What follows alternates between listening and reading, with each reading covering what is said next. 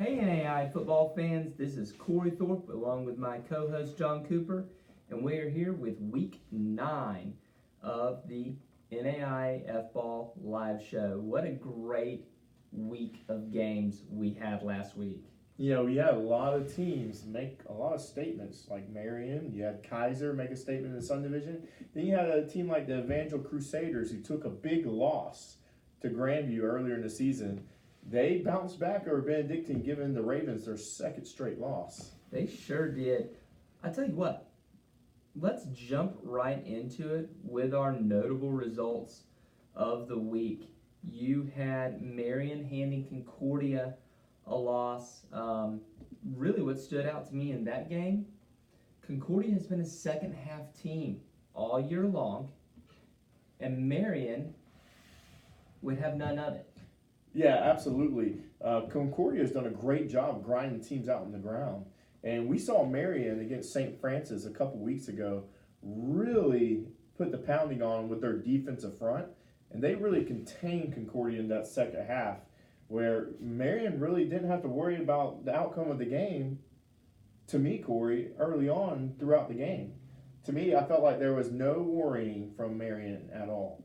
There really wasn't, and we'll go over this a little bit more in depth a little bit later, but man, what a luxury to have a halfback like Charles Sallery.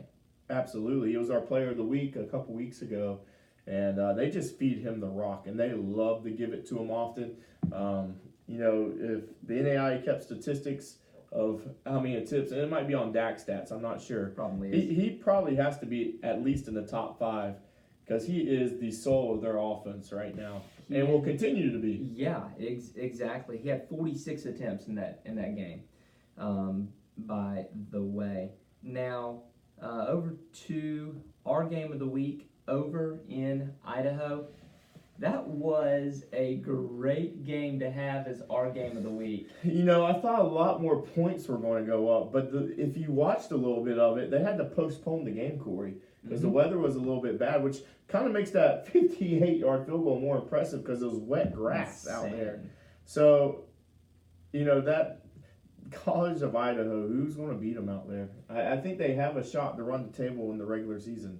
They really do, and I just don't see anybody right now catch them unless it's one of those return games. But they paired 203 yards of passing in bad weather with a 110-yard rusher. The Peterson kid is absolutely insane with the dual threat ability he has. Yeah, that's some good stuff. Another game that we were really looking at was Ottawa versus Langston. And we, again, we expected more points scored. Exactly. Even though, like, the game was out of reach, you know, 27-7, that's pretty dominant, but we expected like a 50-30 type game if it went that way. We were expecting a basketball score for sure. One thing to note about that, we talk a lot about Austin McCullough, and with good reason, 3 for 3 bills and 3 touchdowns, but Christopher Ewens ran for 140 yards. That's how you put a game away. That is absolutely. And we talked about, and especially with these air raid teams, they have to have that 4 to 5 minute offense at times to run that clock, and they did that. And Langston didn't get as many opportunities as they thought. Yep. Talked about Evangel Benedictine a little bit. It's the second consecutive week that a team has been able to, I won't say shut down, but limit and make Benedictine uncomfortable on the ground. Absolutely. You know, we talk about Coach Hepla and his defense. It's a pretty ferocious front seven there. And, you know, this is kind of payback from last year. Benedictine was the one that got through in the heart, and now you see Evangel making a statement, and this is 2 straight losses for Benedictine. They're kind of on a slippery slope right here. They sure are, and they'll be fine, I think. Right. They have a chance. This week doesn't have as many of the big time matchups as last week did, so a lot of these teams do get a chance to catch their breath, including Benedictine. On to kind of the NAIA version of the Sunshine State Showdown. You got Kaiser Seahawk fast, It happened against Southeastern. Both these teams love tempo. They love inside-outside zones. They love to pass the ball. You know, Coach Osha over there has done a heck of a job. I think Kaiser is right now the surprise team of the year. I would definitely agree with that. And what really got me about that game, Cooper Jones was uncharacteristically careless with the football, threw 4 picks, including 3 to the same defensive back. Right. And, Corey, I want to shout out to the offensive line at Kaiser. You know, not only are they making creases and run gaps, but Kaiser loves to pass the ball a lot. And they only allowed 1 sack against Southeastern's defense, who's been literally on fire this year. So only 1 sack. Eli Matthews was pretty safe back there, and that's why he was able to throw 3 touchdowns. Absolutely. And then the game that was a little bit more lopsided than I thought, Baker versus Mid-American Nazarene. You know, Mid-American Nazarene wants to make a push for that playoffs, get in the picture. But this came no surprise to Baker fans. They've had Mid-America's Nazarene's number for a long time now. And they just took care of business. And watch out for the Wildcats as they make a push in that top 16. Tell you what, Baker had 2 rushers, Graves Houston and Woods. Both of them were within 10 yards of 150 yards apiece on the ground. You want to whip a team? Score 3 touchdowns with 2 backs. Yes. So, before we go any further, let's talk a little bit about our sponsors. 5th Quarter CFB. Right now, they're making a push for 10,000 followers on Twitter. So, if you They're love so college close. football, Yes. they're within 1,000. They're within 1,000. We're within 1,000 there. So, if you love college football, and of course you do, or you wouldn't be watching a live show about college football, go give them a follow. Go now. Come back to us. We'll still be here. I promise. We're not going anywhere. We got like 30 minutes left. We got like 30 minutes left of this. Go follow them. They would appreciate it. And the second one, we have new shirts. Yeah, we don't have to recycle too much every week now. Exactly. You see the logo right here. Awesome. We got the guys from Temple Sports right here. Sponsored by AdCraft, powered by AdCraft. Powered by AdCraft. Okay, been around since the 70s. If you're a university, your team's looking for gear at a cheap spot, not cheap, but relatively priced, good quality. I've been wearing this shirt for a couple days now. All right, go hit those guys up at AdCraft USA on Twitter. All right, make a little money for your team. Yep, and playoffs are coming. I know, some teams might want to do a little bit of something special for winning their division, winning their conference, as they should. That's bragging rights right there. Go talk to our friends at Temple and see what they can do. Get you set up there, and they love NAIA football just as much as you do, which is why they support us. So on to the top 25. It was a hard week. You know, it really was, and I think our poll is starting to match the coaches' poll just a little bit. I obviously like ours better, not being biased, but it just makes sense with the head-to-head stuff that's happening. Yeah. So I like ours, but remember, folks, our media poll, while very accurate and is held by different media entities like the JV Sports Show, OklahomaSports.net, which has branded out into Kansas and Iowa here lately. Yep. They're basically MidwestSports.net. Okay, you got the Jason Sports Show. Yep, that helps. Helena. Right. So we basically have about 5 or 6 media entities that vote. It's just not me and Corey. Yep. This is as unbiased as possible. And we have Ben Spicer as well over there in Kentucky. Yep. So we got everybody in every region covered just about. Yep, we are well-rounded. But I want to remind you, our media poll, while accurate, it has no playoff implications. We are going to go over a bracketology tonight. Okay? Going over a bracketology tonight. But let's get to the accuracy of our poll first. Yep. Coming in number 25 are the Langston Lions, falling after the loss to Ottawa of Arizona. Langston's going to need a lot of help. I doubt the Sooner Conference is going to get 2 teams in, just traditional, and they have no divisions. It's just straight down the line. Yep. Traditionally, they only get 1 team in. Langston's going to need a lot to happen in front of them. Yep. Tied for 23rd are Waldorf, who has a chance to prove themselves in the coming weeks. Waldorf, they have a chance. I know they lost to Dickinson State earlier. They played them again. They play them again. I would love to see the North Star tiebreaker. But there could be a chance that Waldorf upsets Dickinson. They beat them last year, and that North Star is still open a little bit, and that's a playoff spot right there. Guaranteed playoff spot for the champion as long as they finish within the top 20. Tied for them, tied for 23rd with them is Montana Tech. They took a tough loss. We just talked about it. Yeah. You know, you're losing on a 58-yard field goal. I'm sure the coaches on the sideline thought they had the game in the bag. NFL kickers hardly make 58-yard field goals. Yeah. So might want to sign that kid up. But, you know, not too bad of a spot for Montana Tech. Still get a little wiggle room, but they have to be perfect down the stretch if they want to make it. Absolutely, and probably hope the College of Idaho drops a game and opens up a spot for them. Oh, yes, absolutely. At number 22 are the Indiana Wesleyan team. They actually are one of the rare teams to move up after a loss. But they deserve it. And we heard, yes, St. Francis, you were without a lot of players. But this is a second-year program that is being ran very efficiently over there and obviously has the talent.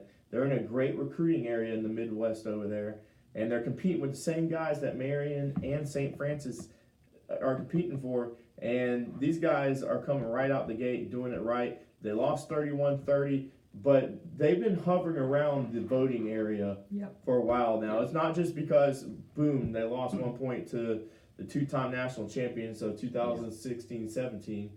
You know, there's a reason why they're there. They've earned this spot. Absolutely. And at number 21 are the Sterling Warriors. Look at that. You know, we thought the Bethel Threshers would go up. The Sterling's defense has been phenomenal in the KCAC. They've hardly let up any points. Absolutely. On to the next five, starting with the Baker Wildcats. This is what happens when you beat a good team. Baker is quietly approaching up the polls again. They had that slow start, 2 losses. But, you know, the cliche says it's better to lose early than to lose late, especially when you're competing for playoffs.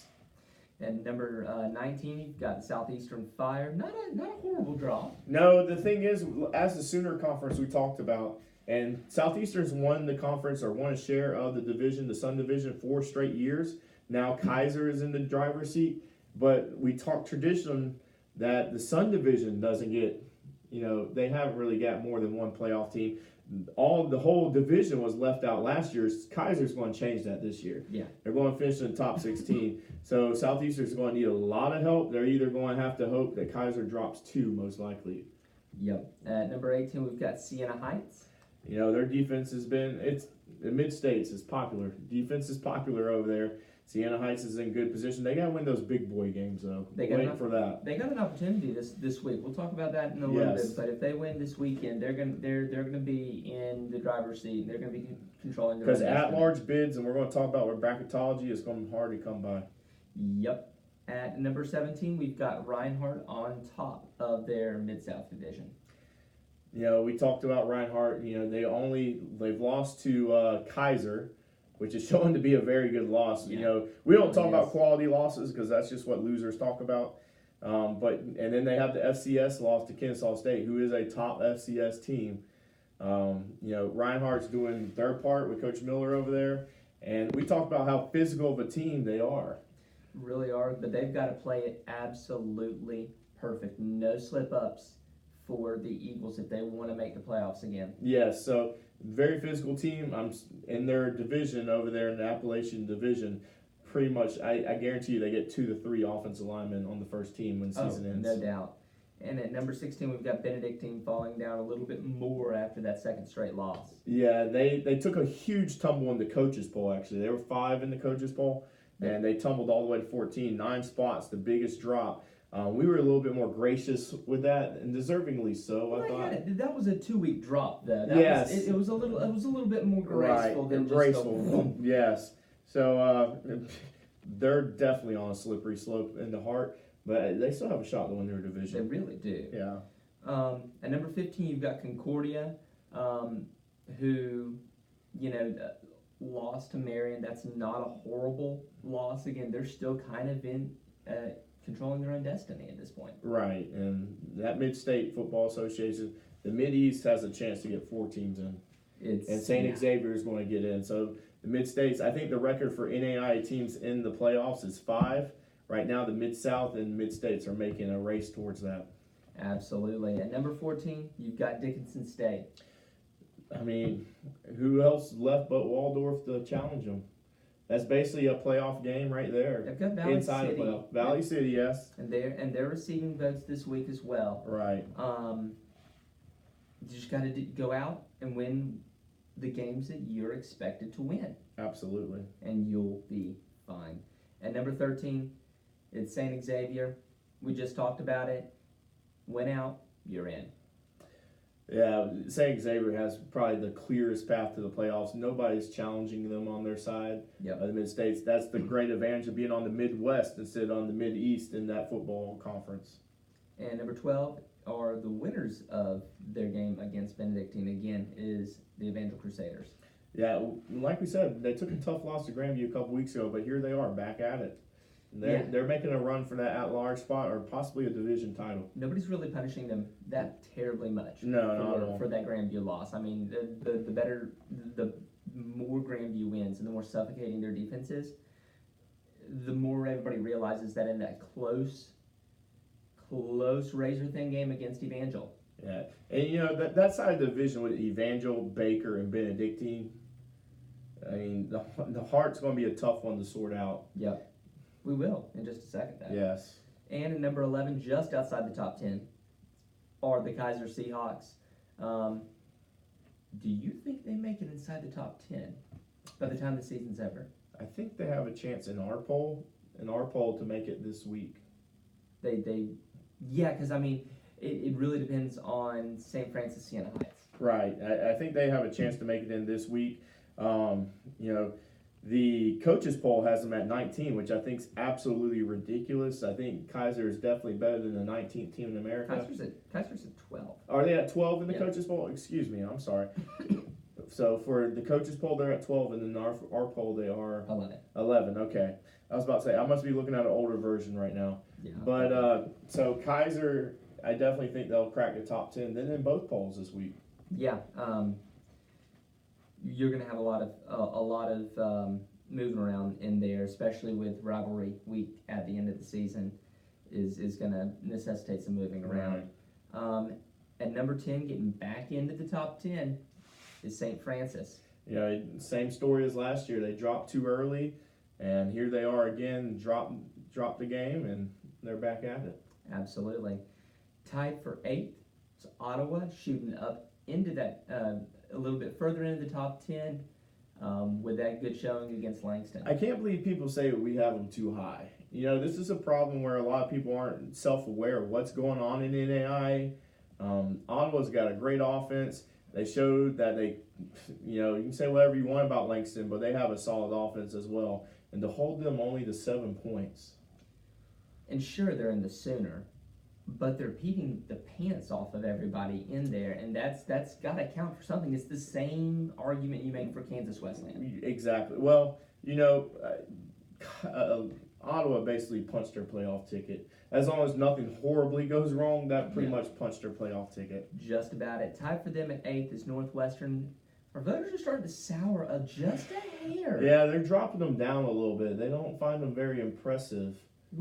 And that should be bulletin board material for Northwestern. Absolutely. But we're all still waiting for that Morningside week. That the GPAC outside of Morningside, who's been absolutely dominant, who we expect to see in Grambling, and Northwestern. You have Briarcliff that's had a solid defense for the most part besides that Morningside game, and then you have Dort who's impressed outside of Kaiser and some other. But the GPAC's relatively kind of weak again this year. So we're just waiting for that Morningside Northwestern game. Absolutely. And that's one thing I really like about our poll. You're not gonna see a team be static, even if they lose a game sometimes. Right. The voters really do pride themselves on taking the product on the field into account and making sure you're putting the right teams in the right order. Absolutely. At number 7 is Cumberland's of Kentucky. I'm going to group them and Lindsey Wilson together because they are right now They're effectively net- they're net. joined at the hip. Honestly, I'm surprised they're not tied in the poll. I'm excited for that game. I'm excited to see the run into attack of Cumberland's. A couple of weeks ago, about a month ago, they put that 98 spot on Union, and kind of scary over there in Williamsburg, Kentucky. I don't know where the Lindsey Wilson Cumberland's game is this year. I'm gonna have to look that up. The home team's gonna have a huge advantage. Who's at Cumberland? At Cumberland's. Okay, so Williamsburg's a unique place to play. They're in-state opponents. This is one of the great things about the Mid-South and Kentucky NAIA football. But we're really excited to see that game in Williamsburg. Yeah, those two are just joined at the hip right now until that game. And now our top 5, starting with College of Idaho, holds pat at 5. There's not really much movement inside the top 5 to speak of. Corey, you know what they say about college football in the month of November, and we're approaching November. If you want to be a playoff team, you have to have great defense, great special teams. We knew they had a solid offense and their quarterback in Peterson, okay?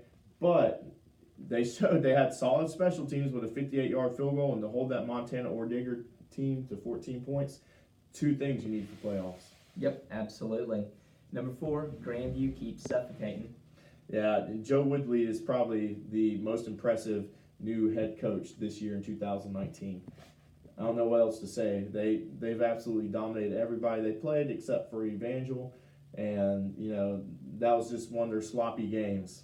Do you think that he walks away with Coach of the Year this year? Absolutely. If I was a voting member and you were a voting member, I think we either go with him or Coach Sosha. Those 2 guys have been absolutely impressive, but as far as new coming coach, there's no one even close to him.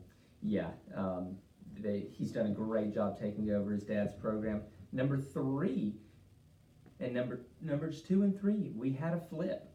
And I think it's relative to the FBS football too. With Clemson dropping because of their lack of competition, and there's no slide against Kansas Wesleyan. They've been absolutely dominating. They can't help the teams that are in their conference. Yeah. But they can handle how they beat them, though. They can handle, and they have been beating the crap out of them for the most part. And they got Sterling coming up later on the schedule. McPherson, 2 solid games that I think in the KCAC. McPherson Bulldogs are surprising a lot of people. I think they're up to 3 to 4 straight wins right now.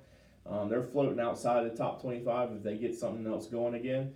But the strength of schedule, I think, is what made that flip between Marion and Kansas Wesleyan. And it's still by the slightest of margins. That's only by 3 points in the poll. So, I mean, it's not like they are leaving Kansas Wesleyan in the dust. If Marion doesn't look real good Right. in the span of a couple weeks and Kansas Wesleyan starts taking people behind the woodshed, then it's real possible we see another flip. Absolutely. That's neck and neck. But at number 1, far and away, 9 points ahead of Marion, with all 7 first place votes, is Morningside. Yeah, and that's not going to change until they lose. Morningside could get taken to the distance tomorrow, and they're still my number 1. Yeah. And they're number 1 until they lose. So let's take a look at the helmet stickers real quick before we get into the to the fun stuff. First one on offense is Charles Salary, 309 rushing yards. I don't care if you do it on 80 attempts or 40. You did it against a top 15 team. You did it against a top 15 team, and you broke 3 bills. That's impressive. I don't care whether it's rushing, receiving, whatever. Right, absolutely. And then defensively, got Kaiser's defensive back, Sage Chen Young, who recorded 5.5 tackles and 3 picks. I've been hearing about him a lot since last year, since that program started. Absolutely athletic freak that just has a nose for the ball. Obviously, 3 picks is insane.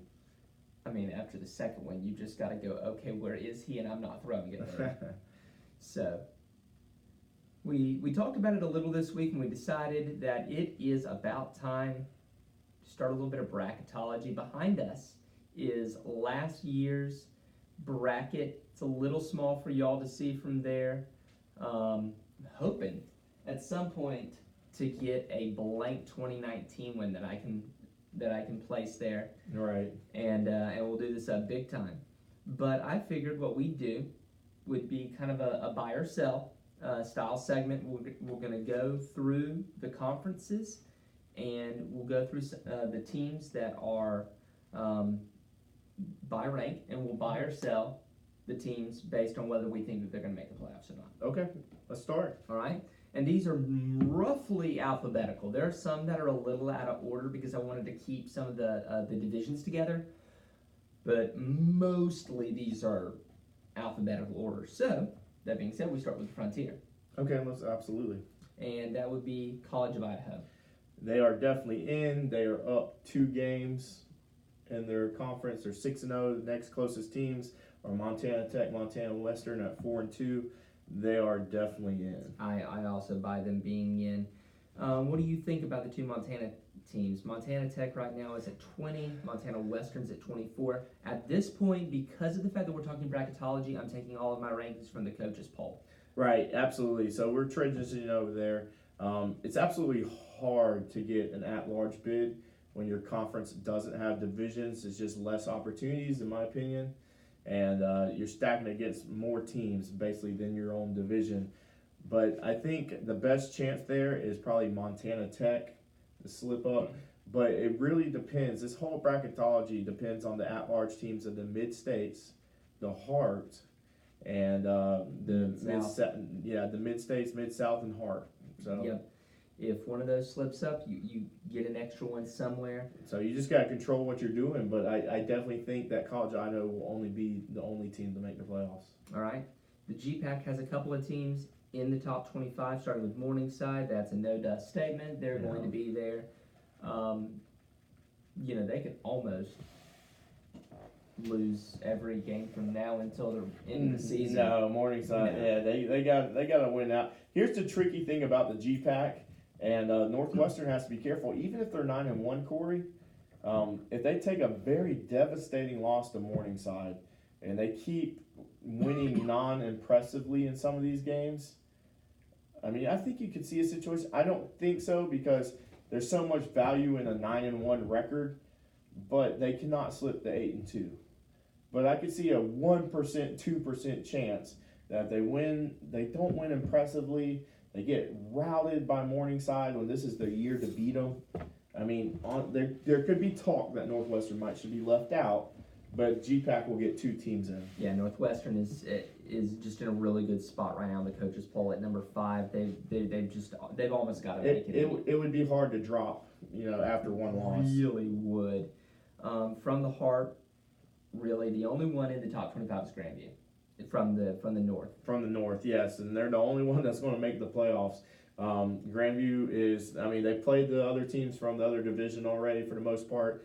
Now they just got to win their side. Yeah, they have 3 games left and they're going to win. Let me check to see who the 3 games are. But I'm pretty certain they could go 7-3, and they're going to stay. They go 8-2 if they stay in the top 16. Excuse me, they have 4 games left. One being Clark at the end of the season. That's a 1-win team. Peru State, which has a great air raid offense, but it's only like a 2-3 win team. Graceland under a new head coach, which has been abysmal this year, but they'll pick it up in the future. And then William Penn. Yeah, so they're very favorable schedule. I see them going 11-0. Yep, I think they'll go and probably go undefeated. The Heart South is a little bit murkier. You've got Evangel right now rocking at 10. Benedictine at 14, but they're back of Baker in the conference standings themselves. Right. Even though Baker is at 21. Then you've got Mid-American Nazarene that's receiving votes. Starting from the bottom, unless Mid-America reaches up and beats Evangel this weekend. There's I think Mid-American Nazarene's out. Just too much ground to make up with only about 4 weeks left. Yep. Baker, they're in a weird predicament. They're number 21, and this is where things get tough. So you think about Lindsey Wilson and Cumberland's, which is in the Bluegrass division. More than likely, they're going to meet as 9-0 teams. The loser is going to get an at-large bid. Yep. You gotta hope that some of these teams in front of you start losing, and you gotta start watching the Mid-South and Mid-States teams and hope they start losing now. Yeah, if you're Baker, you're really rooting for Mid-America Nazarene to beat Evangel this week. You're rooting for Benedictine to keep sliding. You're hoping that someone gets a little out of your way for you to make up some ground in the heart or in the standings. Absolutely. We have the KCAC and the North Star. We have Kansas Wesleyan at number 2, unless something strange happens. Unless Sterling gets an upset over Kansas Wesleyan, they're going to only be one team in. I know the KCAC is thinking about bringing a second team in out in Oklahoma to make it 2 divisions, and that would help. But only one team in. The North Star is so disrespected outside of their own borders, which, I mean, it's in their hands to disprove that in the playoffs. But either Dickinson State or Waldorf will get in. Waldorf needs to probably win impressively because remember, you have to be in the top 20 to get in that automatic berth that you won. Yep. Right now they're at 25. I think Dickinson State's going to take care of business, but if they don't, that's gonna be an odd win. Yeah, it's a very odd one. And then our last single division team conference, and that's the Sooner. I think we pretty much put that one to bed on Saturday. Yeah, Langston punched their playoff spot. They're in there. You mean Ottawa, Arizona, excuse me. Ottawa punched their playoff spot over Langston. Yep, Langston punched their ticket to go home. Yeah, so it would take a miracle for Langston to get in there. That's just the nature of the beast right now. Yep. So, we have the Mid-South. And, they have a chance to break a record. Them in the Mid-States with 5 teams. Let's see if that could happen. So, in the Appalachian, you've got Reinhardt at 17. Reinhardt can't drop a game. If they drop another game, they're gone. Yeah, I think they're outside the top 20 if they drop another game. Oh, absolutely. They're 17 right now. It's only 3 spots. They'd be done. Right. Lindsey Wilson and Cumberland's, I think both of them still make it, regardless of what happens. No matter what happens, I truly believe they'll be 9-0 when they meet. Yeah, they'll both make it. Same here. That's not going to make it any less epic of a game. Right. But it's going to impact seeding. Right. More than it will your ticket. And then you've got the Sun with Kaiser and Southeastern. Now, Southeastern's sitting there at 19. Yeah. No, they're at 12. Oh, sorry, 12. I meant you Southeastern. Made this mistake. Yeah, it's Southeastern. I meant Southeastern. Southeastern's sitting there at 19. If they get a little bit of action going on above them. I mean, they got 4 games. They got to root for some teams to lose. Yep, you better be rooting against Concordia. You better be rooting against Reinhardt. You better be rooting against Siena Heights. You definitely need to be rooting against Kaiser. Yeah. You better hope they lose too. And then Kaiser only has Weber left, St. Thomas, and then Ave Maria. There's possibility between Ave Maria and maybe Weber. Weber can surprise some teams. They stuck with it with Reinhardt and a couple others. They defeated Faulkner last week on a come from behind game. But you're definitely rooting against Kaiser if you're Southeastern. Yeah, your playoff position is not in your own hands. No, not at all. At this point. And then the Mid-States. Let's go ahead and go to the Midwest because that's the easier of the two. You've got St. Xavier in the field. St. Xavier's basically has such a huge lead right now in the Mid-States. They are, you got St. Ambrose that's 3-0 conference, but, I mean, there's no reason for us to think that they'll beat St. Xavier. And St. Ambrose isn't even receiving votes at this point. Right. At this point, it's more about where you are than your record. Which St. Xavier's had probably the best 2 losses, with Concordia, Wisconsin, Whitewater. But you never know. You got St. Francis, Illinois, It says they play them twice. I'm not sure about that. I'm not sure about that. Okay, but then you got Olivet Nazarene and then St. Ambrose. St. Ambrose has a chance. If there's any St. Ambrose fans out there or players, bulletin board material, win you a ship. Yep. Then we come to the Mideast. I think Marion. That's pretty tough. I think that's where it gets crowded, and this is where you have to hope. If you're not a mid-states team, that you hope they lose. Even if you are, like you're Siena Heights, you're going to be very close. And there's only going to be, like I said, there's 12 possible, Corey, 12 possible automatic berths. Yep. So that only leaves 4 at-large spots. You know Lindsey Wilson and Cumberland's Kentucky is going to get an at-large. The loser of that game. So that leaves just a couple. So you got St. Francis, that's number 7. That's pretty high up there. Then you got Concordia, number 6. Then you got Concordia at 16, right on the bubble. Siena Heights at 18. But this is where the heart comes into play. Yep. Because you have Benedictine above them fighting for at-large berth. So possibility in the mid-states, you might only see St. Francis and Marion on that side make the playoffs.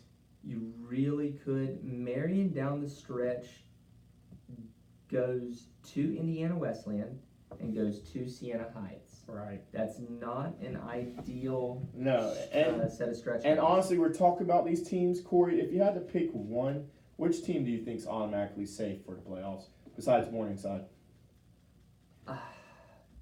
Kansas Wesleyan has probably the easiest road. I'm going to pick Ottawa, Arizona. They do makes a they good do one. too. It's sort of the same thing. They've separated themselves a lot from the pack. I think this is going to become in some shape, form, or fashion kind of a weekly thing for us as we kind of look at where we are. Tonight on our Twitter feed, if I'm going to post if it ended today, who would make the playoffs? All right. The way we have it. I like it. One thing that I noticed about what you were saying there, John, I don't see a single. Let me roll back through these. I don't see a single leader that at this point is outside the top 20. Right. No, this is a lot different than last year. Last year you had Southeastern miss the playoffs. They were outside the top 20. I think all 12 berths are going to be fulfilled this year. Some of these really good teams better hope they've got their NCCAA memberships up to date. That brings up, yes, the NCCAA. Yep. That brings up the topic of bowl games, which we'll get to later. What needs to happen? We'll talk about later. I can't go into that tonight. All right, later on. That's a fun topic. A little bit of what to watch for. Again, we talked about it. It's not quite as heavy of a week as it was last week. We had a ton of games to watch. This week, not so much. You've got St. Francis of Indiana versus Siena Heights. This is if you want to make the playoffs.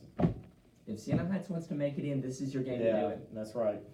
And and I'm not sure the status of Matt Crable, and I know they're thin on the line at St. Francis. So, right. They struggle with Indiana Wesleyan, so they might be ripe for the picking for Siena Heights. Or they might be looking at that film and getting a new one torn on them in practice. That could be it. I wouldn't want the wrath of Coach Dominic. I wouldn't either. But we got number 12, Evangel at Mid-American Nazarene. I think Evangel takes care of our business with their defense. I think they make a statement here in Mid-American Nazarene. I think they do too. I think their defense goes and just shuts down Moya from Mid-American Nazarene. That's where their offense flows through. Baker did it last week, held him to 60 yards rushing and 72 yards receiving. Right. He's their leading rusher and receiver. Yeah. You shut him down, you've got a great chance to beat Mid-American Nazarene. And then on our Instagram this week, Olivet Nazarene is taking on Robert Morris. Not a ranked game, but I know that they've been planning. We know for all this. of it. Nazarene's going to bring the golden standard when it comes Absolutely. to our Instagram feed, so we're excited about that. We really, really are, and they've been planning on this for a couple weeks now. Yeah. So I'm really excited to see what they're going to do with it. We got a couple of kind of announcements and looking ahead for y'all. Next week's show is going to be on Monday. We're doing a little bit of meeting with some business folks on Tuesday for another one of our media entities that we help out with. So we will be here Monday, 7:15. Same idea. Yes. We'll be bringing you the new top 25 and all the rest of it just as normal. If we've got any Faulkner Eagles out there, let's see y'all in the comments real quick. We are going to be live on location, the both of us, and from what I hear, still a bunch of old Faulkner alumni. Yeah, I'm excited to reconnect with a lot of guys. I'm excited to get to that cafeteria and eat some fried chicken. They have it available, and if not, I'm going to be upset. But excited to get over there, see the Faulkner Eagles and Southeastern Fire. Southeastern's trying to, bide their time for that playoff spot, and what better chance than handling, an unranked team. Faulkner still has a lot of talent on offense. Let's see if they can get that defense going. But excited to be there. Absolutely. I love going to these games. I'm still tickled pink anytime I get a press pass and get to go sit up in the press box. Yes. And do this. It makes my day just because of the support we get from the coaches, the SIDs, the athletic directors, the fans, the players. All y'all make this worth it. Right. So, wrapping it up for this week. Any thoughts before we close it out? I'm eager to see about some teams that have something good going, like McPherson out there in the KCAC, if they can get some, a little bit of mantra going. Valley City, we discussed, a dark horse maybe in the North Star. They're to win the North Star. Some of these unranked teams, you got St. Thomas in Miami. They won their second game. Game. And then big news, you got Florida Memorial outside near that Miami area. They're starting football. So did you get another chance to look at the Mount Marty uniforms? They I sure did. That's awesome. Good. They look so good. Another historical black college has joined the NAIA ranks. If you didn't know, we got another one with Langston. Edward Waters is kind of with us, kind of not. They're playing a more traditional HBCU schedule, even though they're in the NAIA umbrella. So it's always great to have HBCUs in the NAIA. But anyways, guys, that's enough from us. We will see you on the Twitter feed. Give us some feedback and say if you like the show or if you just really hate it or you want me to shut up. But you guys stay classy and we will see you next week.